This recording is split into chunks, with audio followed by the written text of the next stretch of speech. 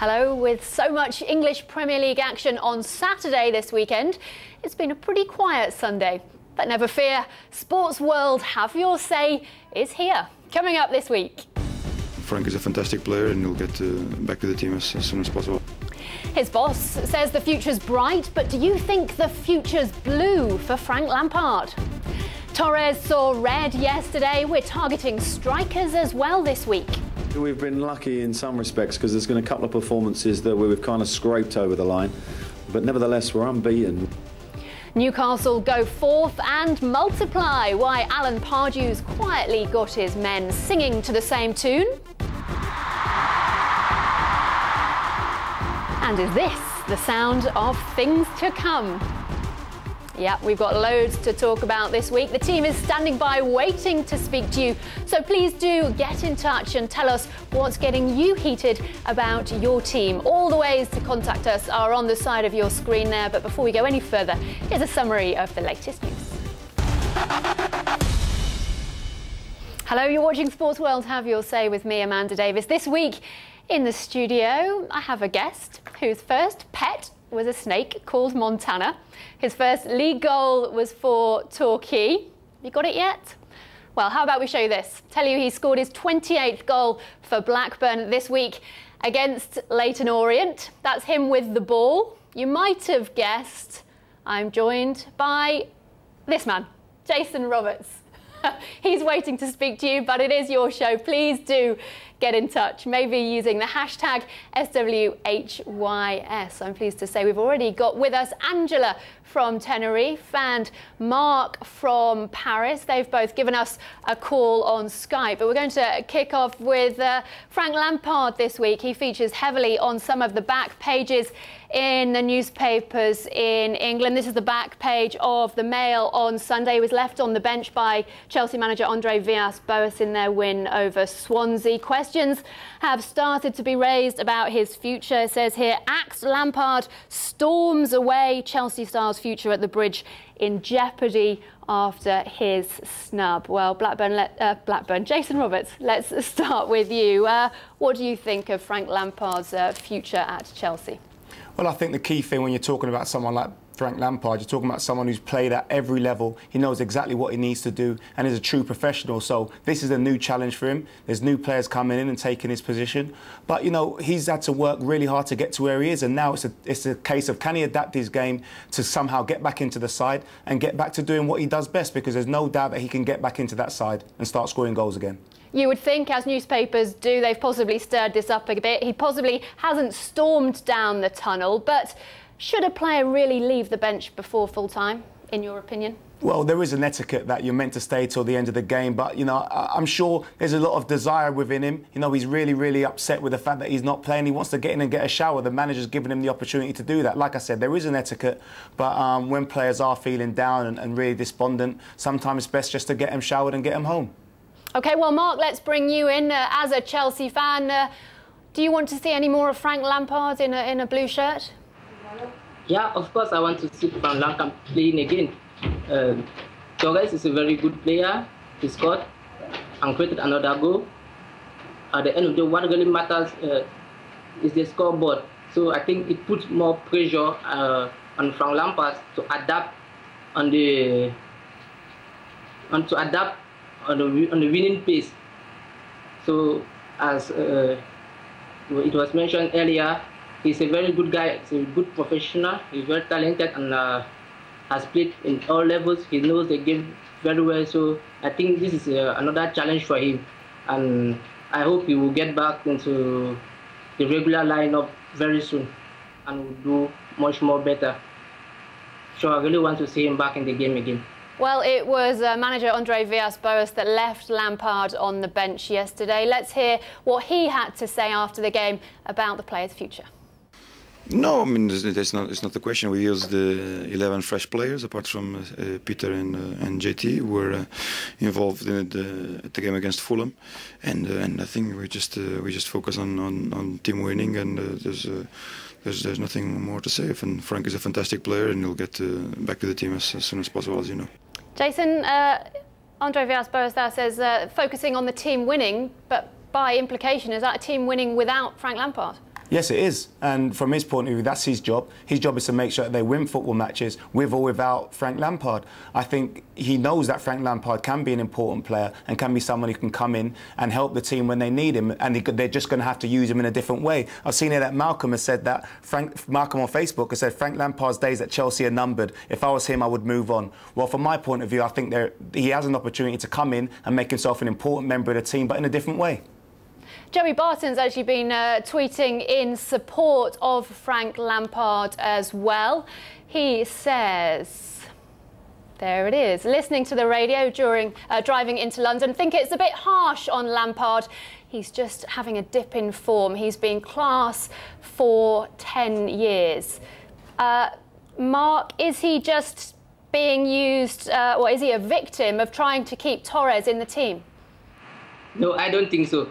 I think it's to put more pressure on Frank Lampard to play very good football and to let the team win more matches.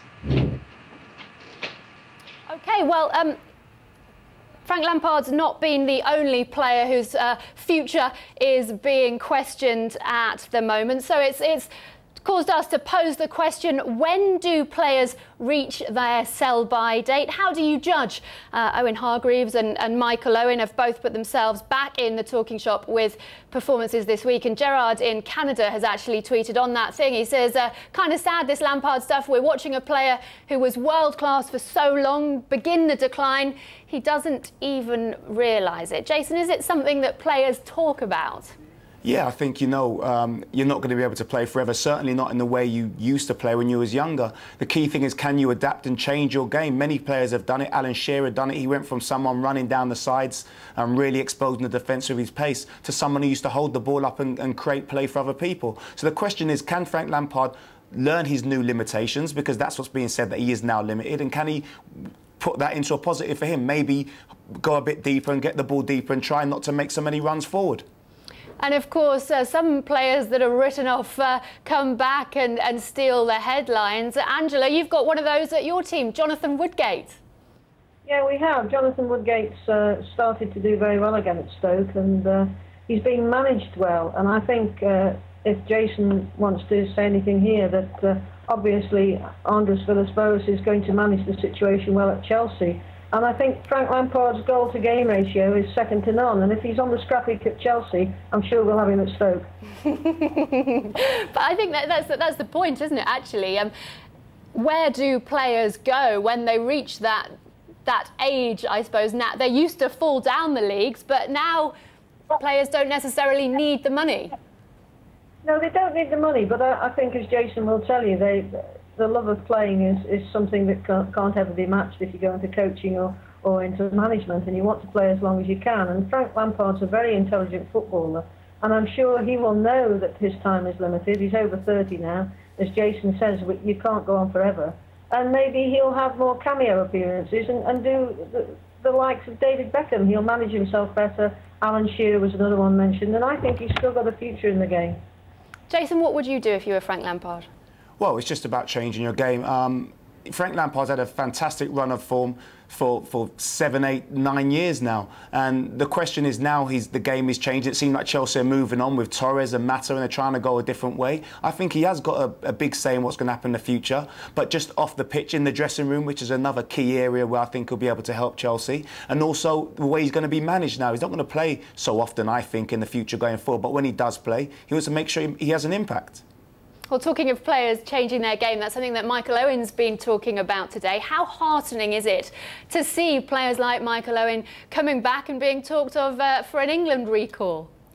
Yeah, I think it's fantastic. You know, Michael Owen is someone who's always going to score goals. He scored goals at every level and will continue to do it. So I think as long as he's happy and he's being managed in a way that is allowing him to be at his best when he plays, then obviously you've got a fantastic goal scorer there. And something that won't go is his goal-scoring instincts.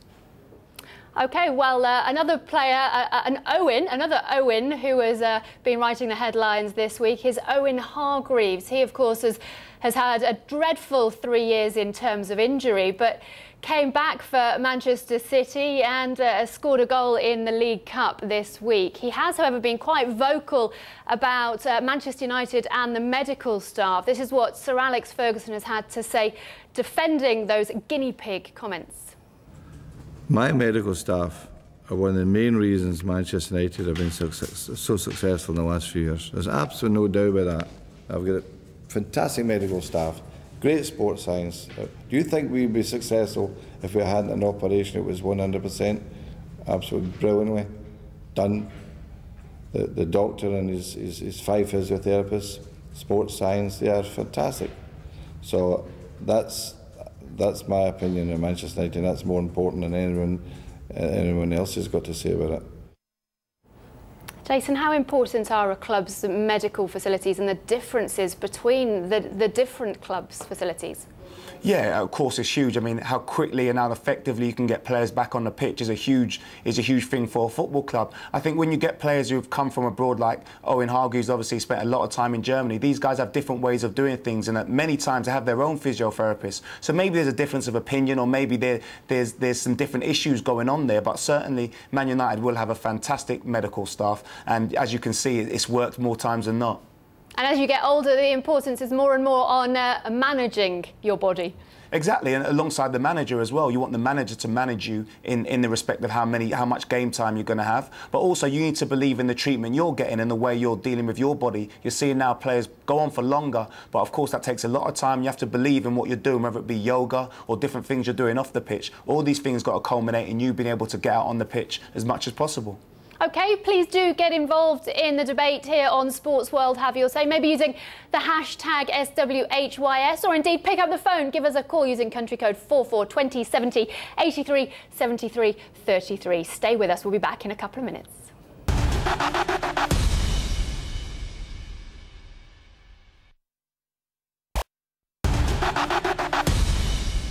Hello, welcome back to Sports World Have Your Say with me, Amanda Davies. Before we go any further, let's just take a look at the Premier League table as it stands on this Sunday after Manchester United dropped their first points of the season. They were held to a 1-1 draw against Stoke. Manchester City, though, they beat Everton 2-0, so they are level on 16 points apiece. United ahead just on goal difference. Chelsea in third. Newcastle United, look at them, they're in fourth, still unbeaten this season. We'll be talking about life at St James's Park in the programme in a little while. Please do get in touch. Have they done better than you maybe thought, or are you not surprised at all? Maybe give us an email, sportswise@bbc.com. Let's switch to the other end of the table. There we have Bolton Wanderers propping things up. West Brom second from bottom. Blackburn third from bottom. Jason might give us his thoughts on that in a moment. Blackburn beaten 3-1 by Newcastle. Jason, I think you were there, weren't you? Yeah, I was there. I had a little bit of a run out towards the end of the game. Yeah, obviously disappointed. One thing I have to say is that Newcastle seemed to have a really good team. Their front two played really, really well, but a bad result for us and a bad day at the office. OK, well, we're going to talk Liverpool. They came back from a couple of bad results to beat Wolves 2-1. And there's been some discussion about one of their former players, Fernando Torres. He's had a lot of questions asked about him already this season. You've certainly got to hand it to him. He's consistent, 1 step forward, 2 steps back now for the last 2 weeks. He scored for a second week in a row against Swansea yesterday, but was then sent off. Is it just bad luck, Jason? Yeah, I think it is bad luck. I think Torres is a world-class player. He's shown over many, many years that he knows how to score goals. I think coming to Chelsea, obviously, they have to have a look at the way they play him and the way that they service him as a striker. And I think bringing Mata in is a real good thing for Torres, because he knows how Torres plays and is able to play him in to the sort of areas that he likes. There's no doubt that Torres will come good and score goals, in my opinion. And in time, I think he'll go down as a Chelsea great. Mark here is with us, a Chelsea fan. Should people be as patient as they are being with Torres? Yeah, people should be patient, but eventually their patience will run out. But I think very soon Torres will start to deliver. He has already started. He started the season very well. He has scored 2 goals. That's a good start compared to last year when he didn't do very much. So we should just be patient. I think at the moment he's kind of unlucky. but he has started to adapt to the style, and Villas-Boas is already making a couple of good moves and changes to fit him into the game. James Calvert actually he's a sports writer from the Times of Malta, and he says Torres is on his way back, and when he is, it'll be the Chelsea supporters doing all the smirking. Jason, do you think it will be worth the wait? I think it is. I also think that if you spend £50 million for a striker, you have to give him the opportunity to play his way in and get used to the team. It seems to me that a lot of what Chelsea want to do in the future rests around how well Torres can do. So there has to be patience. There has to be an acknowledgement of the fact that he's the future for Chelsea, and you have to build the side around him. OK, well, Sachi has joined us. She is an Arsenal fan. Jean-Carl is with us as well. I think is that a Liverpool shirt I can see there, Jean-Carl? Are you missing Torres? First of all, greetings from Mauritius. We don't miss Torres because it is a new page for Liverpool Football Club. And it is footballer. Indeed, Torres is a very good player. He's a very good striker, and we can only hope that he will be best at Chelsea. But anyway, on the other side, Liverpool FC, we are having two good strikers, and I believe that they are with more matches. Suarez and even Carroll will be at the top. But for me, Torres is still on recovery. I believe that in some couples of weeks, or let's say month, he will be a top scorer. Was Carroll worth the money, do you think? Yes, I believe so, because it will take time also for him, but as we have been able to watch the match yesterday, we can say that he has shown a great improvement in terms of team spirit, in terms of individuality. It was something what missed yesterday for him. It was only one goal he could have scored yesterday. Well, Sachi is an Arsenal fan. We've been talking a lot of bad things about Arsenal on this programme so far this season. But 2 goals from Robin van Persie yesterday for your side. Is that a corner turn, do you think? Absolutely. I think we finally saw a bit of, the team that was always, it's been lurking in the shadows this season, but a team that we knew from past. Arsenal obviously has struggled a lot to rebuild after losing 2 of, our best players this year in early sales. And I think what we saw this weekend is definitely just a rebuilding and the confidence coming back. And hopefully we'll see a lot more of in the matches to come. But you were only playing Bolton and only scored 2 goals after they'd gone down to 10 men. Yes, but we still won. And I think it's just getting the confidence back bit by bit. I mean, we barely won a Carling Cup match a week or so past. So, I mean, I think we need to take our wins where we can get them right now with the team we have and build from there. Well, so much is about confidence, as we were saying, and one team with plenty of it at the moment is Newcastle. How impressed were you, Jason, with Newcastle yesterday? Very impressed. A lot's been said about losing the likes of Nolan, losing Joey Barton, but with the likes of Kabayi, Ben Arthur coming back, Marvo, I think they have a really good spine of a really good side. Actually, when you look up front and then you look at Best and you look at Bar, these are 2 strikers who can score goals, and not only that, they can really hurt the opposition. They did that yesterday, and we just couldn't deal with them going forward. Well, Alan Pardew was pretty honest, it has to be said, after the match. Let's hear what he had to say. We've been lucky in some respects because there's been a couple of performances there where we've kind of scraped over the line. But nevertheless, we're unbeaten. We look sound. We were disappointed with the goals. We made a mistake, and that's rare for us. But we could have had more than 3 today, as the highlights would probably tell you. But some great performances. The 2 strikers today I thought were brilliant. And Leon Best was as good as Demba Ba and could have had a couple himself. Tarek's with us, a Newcastle fan from Cairo. Did you expect to be as high up as the table as you are at the moment, Tarek? Absolutely not, to be honest. After the players that left us last season, players like Kevin Nolan, we lost Joey Barton as well. That was a bit of a shock to us. And Andy Carroll, of course, left halfway through last season. But the players he's brought in, I mean, to be honest, we were a bit worried. None of them we'd ever heard of. Players like Karai and Marvo, but they performed really well, to be honest. And in the first couple of games, we had Arsenal at home, Sunderland away, hoping for a maximum of maybe 2 points from those 2 games, so to get 4. It was a great start to the season. We've really built on that. So it's been a very solid start. Completely exceeded expectations so far. What's been the secret for you, just briefly? Well, I think it's just the solidarity. I think we've got a very good young goalkeeper in Tim Krul, a very solid pairing in centre-half of Stephen Taylor and Colaccini. Okay, Tarek, I'm really sorry. I'm going to have to stop you there, but stay with us. We've got more conversation coming up on Sports World. Have your say.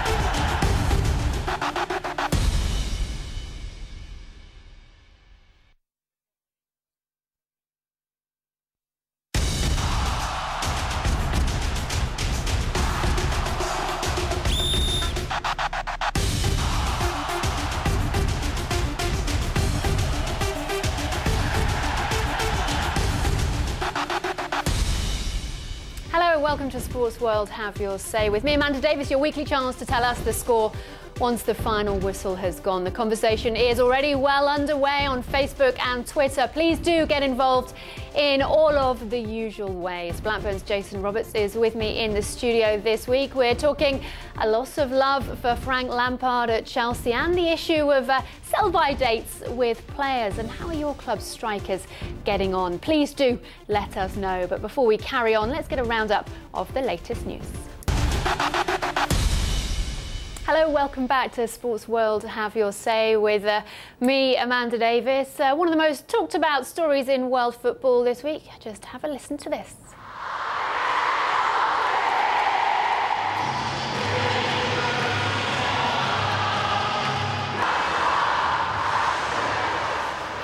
No, it's not often you see a football crowd of 41,000 and not a man in sight. That was what happened in the Turkish league at Fenerbahce this week. What do you think?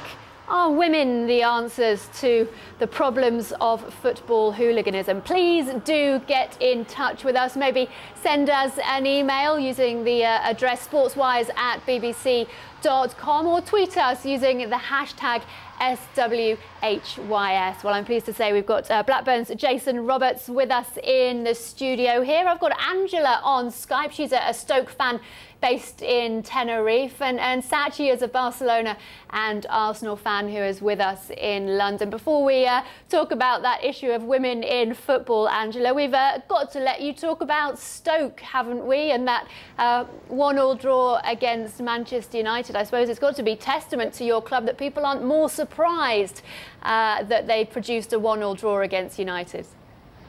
Yes, to be honest, Stoke played very well yesterday, but you know, we were honest enough to admit that maybe luck was with us, because Rooney didn't play, and of course Fernando went off injured, and Johnny Evans was injured in the warm-up, so maybe Manchester United had a few more problems, and if they'd have played their full team, Berbatov and Michael Owen wouldn't have started.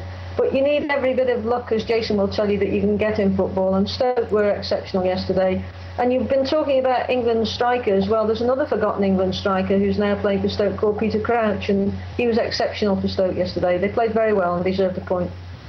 Well, Angela, I've got to agree with everything you said there. Having played against Stoke, you know that they're a really physical side. You know that the ball's going to get put into their box. But actually, they play a lot more football than they get credit for. And I think the team that Tony Pulis has built there is one that's going to be definitely looking at the top 10 this year. And I think there's a lot of credit that goes to him and the buys that he's brought in recently as well.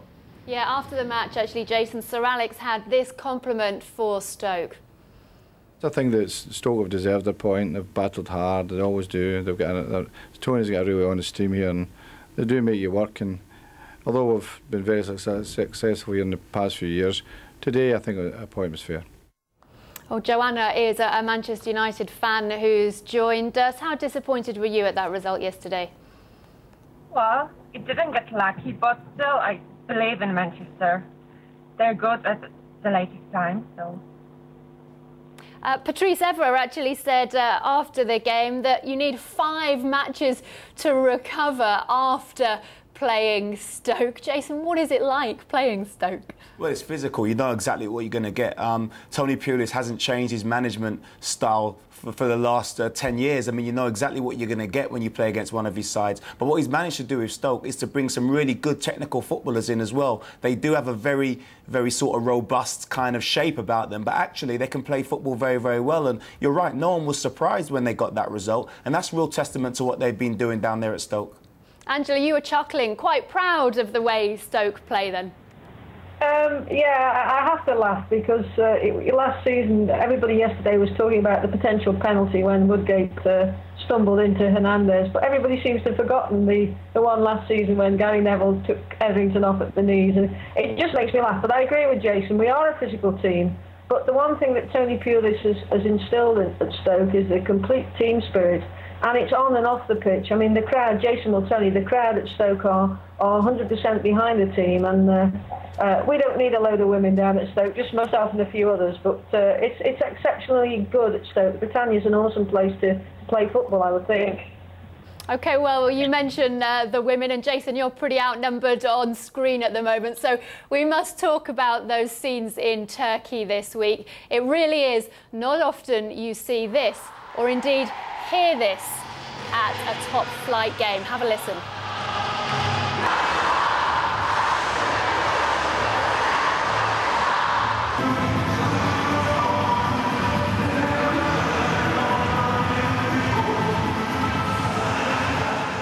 Yeah, a crowd of 41,000. As I said, not a man in sight. It happened in the Turkish league. Fenerbahce took on Manizespor. Fenerbahce had been ordered to play 2 matches behind closed doors, but instead of an empty stadium, they came out with quite a novel idea and asked the Turkish FA if they could allow in women and children under 12 for free. Well, and that basically is what happened. Absolutely fantastic scenes. The players enjoyed it. They threw flowers into the crowd at full time. Well, we have Daniela with us. She is the CEO of Football Supporters Europe, and Sachi is with us, a female football fan supporter of Barcelona and Arsenal. But Daniela, what did you make of these scenes?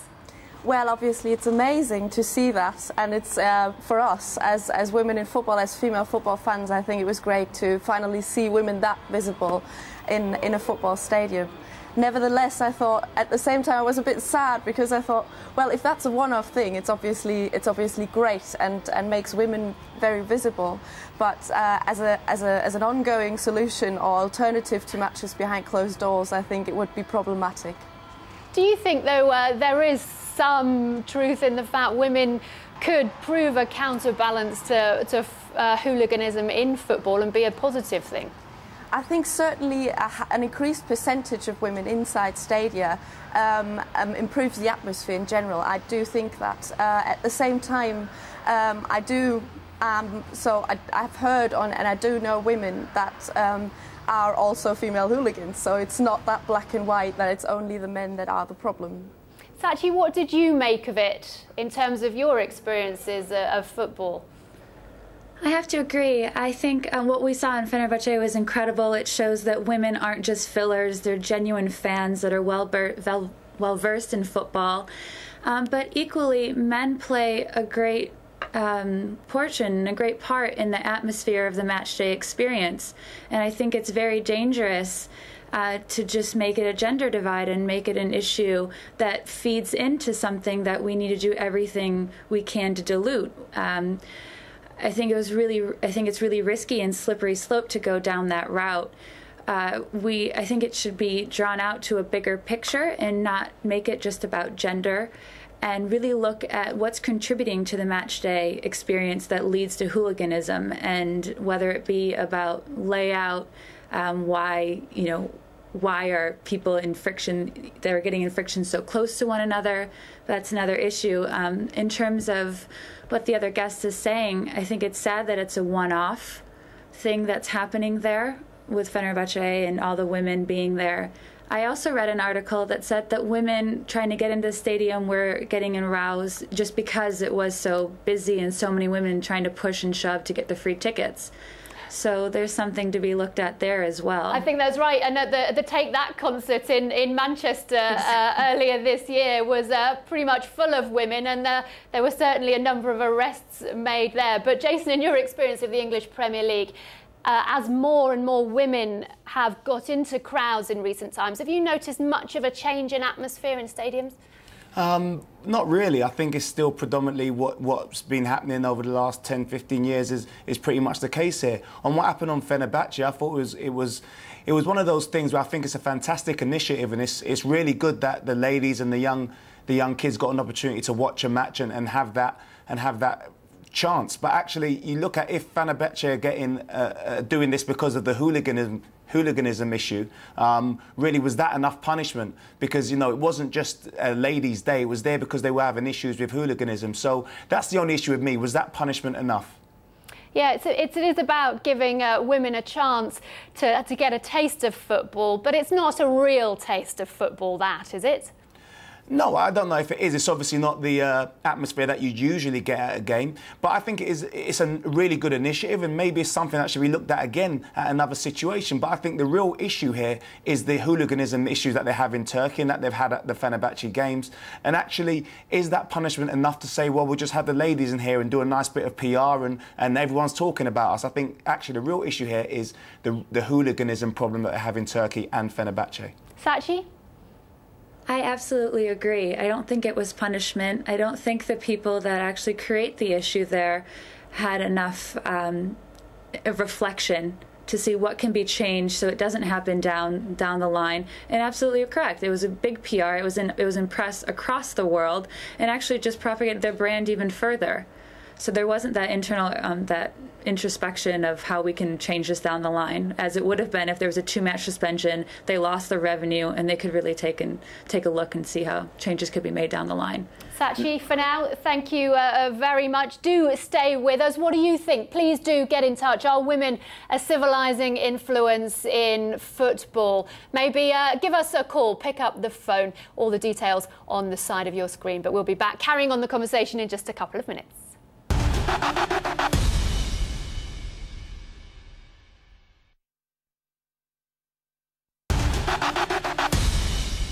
Hello, welcome back to Sports World Have Your Say. We're talking the issue of women in football and whether they can be a calming influence at stadiums. Plenty of you getting in touch with us, joining our conversation. We've got Jason Roberts with us in the studio. Angela is with us from Tenerife. Joanna from Poland. Let me just read a couple of the tweets that have been coming into us. Ego Haas has tweeted using the hashtag SWHYS and says the atmosphere is usually fresher when you have a good mix of fans, men and women is the stands. Shaunisto is saying it's time that the male hooligans learn from those women. Go girls. Meinstein has posted on Yahoo, though, says there were no riots with only women and children in the crowd solely because none of them understood the rules or what was going on. I suggest that's maybe a little bit harsh, but Erkin is a Fenerbahce fan who joins us from Istanbul. Is that true? Yep, hi. Hi. I was just reading a comment that somebody sent saying there were no riots at that game because none of the women and children understood the rules. I'm hoping you're going to tell me that wasn't the case. Okay, let me tell you about the atmosphere. That was nice, but familiar to us because whenever they punish us, we prefer going around the stadium instead of watching on TV. But this time was a little bit different. There were more than 46,000 women and children inside, while Federation announced the decision just the day before the match. Well, they were all cheering, shouting during the match, and that was so joyful and entertaining. You say the atmosphere was nice. Did you go in undercover? I'm not sure you fitted the criteria.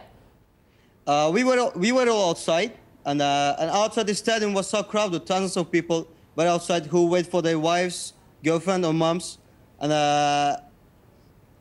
we made a good harmony. I think we were supporting from outside, and they did from inside.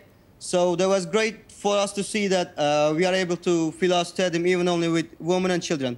Erkin, do you think it was punishment enough for the hooliganism issues you've had in the past? What was that? Okay. Do you think that was punishment enough for what had gone on in the past with the hooliganism? Why you had the 2-game ban? Okay. For me, that's not enough because we can accept it's better to let women and children to watch the game than let nobody to watch. But we think it's still not the ideal punishment system. It's so clear that every single guy is not guilty and every single woman is not innocent also. So we are totally against the non-audience match punishment actually. Because they should try to punish individuals instead of punishing all of us. So they may set better security system and use more cameras to find who's guilty and who's not. Do you think on the plus side, though, it might have introduced a few more women to the game of football who wouldn't necessarily have gone otherwise? Kin, are you still there? Oh, Angela. Yeah. Oh, is that Erkin? Can you hear me? I can hear now. Do you think on the positive side, though, it will have introduced a few more people to football who wouldn't have gone otherwise? Oh, I think we will sadly pass over Erkin. But Angela, could that be a positive? Are there schemes like that at Stoke, for example? Well, I've gone to Stoke since I was very small, and I've grown up watching football. And one thing I have noticed in the past few years is there's a lot more ladies, girls, children of the female variety, the gender, at football matches. And I think on certain occasions it can help for situations to be less confrontational, because still, particularly in Britain, we have a culture where it's not seen to be fashionable to swear in front of ladies, although, as Jason said, when you get the hooligan element, and there are hooligan girls as well and women as well, then that goes out of the window. Angela, I'm interested. Do you think there's more women going now because there's less trouble, or do you think because there's more women going to matches, that means there's less trouble?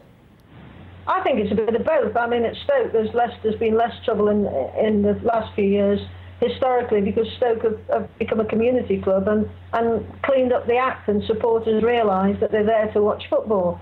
I wouldn't like to say that that's a generalisation throughout British football or world football, but I think the more that football is on the TV and the worldwide exposure it gets now, more women will want to watch the sport. It's exciting, it's marketed well, and it's a great game. I mean, you can go to any country in the world and not speak the language, but football is a united language. It's a language in itself. I know you've gone to matches around the world, Angela. Just briefly, where's the worst experience for you? Well, now the guy's gone off, I'll say Turkey, because I was absolutely terrified in Turkey, and I have a suspicion that a lady's just cut his line. No, Turkey was very threatening to me. They're very into their football, and I didn't like the mob culture that existed, so I would sadly say Turkey. Joanna, in Poland, what's your match day experience like? Well, we don't see us as female fans to be something unusual on the stadium in Poland. There's a large amount of women on the stadium, and there's a large amount of females in fan associations. So we don't look at us as a female. We look at us as fans, and I think it's the usual thing to see women in the stadium in Poland. Daniela, do you get many women contacting you, asking for advice about travelling around the world watching football? Well, yeah, probably. So we have quite a few women that contact us on advice on travelling, but also on usual fans issues. So kick-off times, ticketing, just active, organised football fans. Unfortunately, obviously, in the under the organised fans, there are not that many women. But for example, there's Joanna, there's the women here on board. So I think there's an increasing amount of women that is getting an equal role in football, and we can observe that. So within our committee, within Football Supporters Europe, within 3 years' time, we've doubled the number of women in an elected position within FSE, and we represent more than 3 million football fans in 38 countries. And Satya, I know you've experienced football both in England and in the USA, where soccer is predominantly a women's game. Well, we're more successful at winning in the national stage anyway, our women's team is. But I think what's different in the US is that a lot more youth females play. So in that way, women are more familiar with the sport, the rules, regulations there. It's something we all grow up with in schools and everything. And so I think that's why our women are more successful at the collegiate level and things of that nature. So yeah, it's a very, very popular sport there for both men and women. Daniela? Yeah, it also has a lot to do with stadium facilities. So I know, as an example, in Germany, there is, with the improvement of stadium facilities, the number of women has increased massively. So we have, I think, at the moment we're at 25% of women inside stadia. In England, I believe it's similar.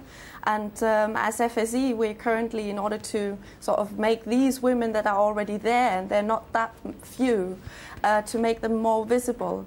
However, their countries, obviously, in some countries, for instance, in the Balkan area, I know that. Yeah, well, talking of facilities, goodness knows what the bathroom facilities were like in Turkey. I hate to think what the queues were like. Well, Ezgi is a Fenerbahce fan who was there in Turkey at the match. What was it like? Hi, England from Turkey. Hiya. What was it? That's very Eurovision. That's fabulous. And what was your match day experience like? Yes, in fact, it was amazing. First of all, thank you for invitation to program. The 20th of July, we ushered a new age as Fenerbahce women fans in football history. There are women and kids. We supported our team from beginning to the end.